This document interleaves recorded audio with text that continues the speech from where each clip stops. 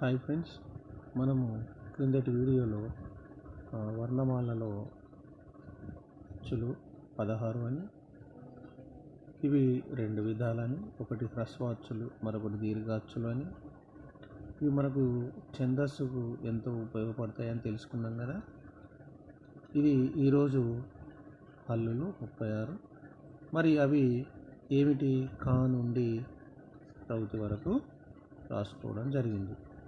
మరి కా నుండి రౌతి వరకు ఉన్నటువంటి ఈ యొక్క అక్షరాలు హల్లులు ఏవైతే ఉన్నాయో చక్కగా ఈ హల్లులు ఇటు హ్రస్వాలతో ఇటు దీర్ఘాలతో కలిసిపోయి చక్కనైనటువంటి పదాల ధ్వనులను మరి మనకు రమ్యంగాను వినసొంపుగాను పలికే శబ్దాలను ఇవ్వడం ఈ హల్లులతో సాధ్యమవుతుంది. కాబట్టి ఇక్కడ ఈ హల్లులలో ప్రధానంగా ఈ వర్గములు 5: క వర్గము, చ వర్గము, ట వర్గము, త వర్గము, ప వర్గము, ఇలా 5 వర్గములు.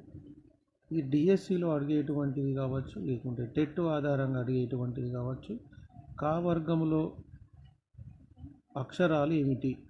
క్రింది వాటిలో సరైన దానిని గుర్తించండి. మరి ఇక్కడ కా వర్గం ఇచ్చేసి ఇందులో క, ఖ, గ, ఘ, ఇన్యా అని ఒక దాంట్లో, చ, ఛ, జ, ఝ, ఇని అనేటువంటిది మరొక దాంట్లో, ఇలా వరుసగా ఇస్తే అందులో సరైన దానిని గుర్తించడం ఏమిటి? కా వర్గంలో ఉన్నటువంటి అక్షరాలు క, ఖ, గ, ఘ, ఇన్యా అని గుర్తించాలి. ఈ విధంగా మనకు డిఎస్సిలో ఇవి ఎంతో చక్కగా మనకు ఉపయోగపడతాయి. ధన్యవాదాలు.